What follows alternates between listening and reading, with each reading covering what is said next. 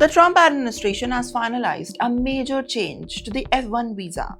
Yes, under the new policy, most international students will receive a 4-year visa instead of being allowed to remain in the US for the duration of their studies.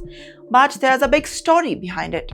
For many students, especially the PhD researchers, 4 years may simply not be enough for them. And that changes almost everything. Across the American universities, professors are warning that many science and engineering PhD programs typically take 5 to 6 years to complete.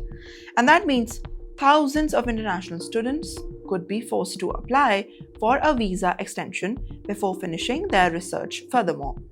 And that extension, well, it is not even automatic. Students will have to go through another round of government screening. With that, background checks and immigration review before they can even continue their education. However, that is the only one part of the new policy. The new changes also make it harder for the students to change universities or academic program. The undergraduate students must complete at least one full year before transferring, and graduate students will have to face a tighter restriction on switching of the schools and on the courses. And now make no mistakes here, this is a significant shift in how America manages the international students and their chances to study. The administration says that the changes are aimed at strengthening the immigration oversight and preventing the misuse of the student visa system. But how many academic fears that the policy would make the United States less attractive for the global talent?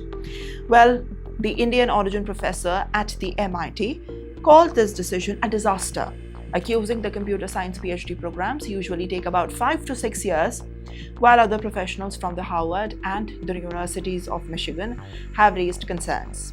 What kind of concerns? With basically warnings that students could lose their legal status even after admitting to the prestigious research programs. That is another important challenge to the US and the students now. Well, the students whose visa extensions were denied may only have just 30 days to leave the United States after completing their studies. For the Indian students who make up one of the largest international student communities in America, these changes could have far-reaching consequences. The question is not just who gets admitted. It is whether the students can stay longer enough to complete their journey from where they come from. Well, this is also a main or unclear path that students are getting it harder to get inside the US for studies, for work, and even for further studies.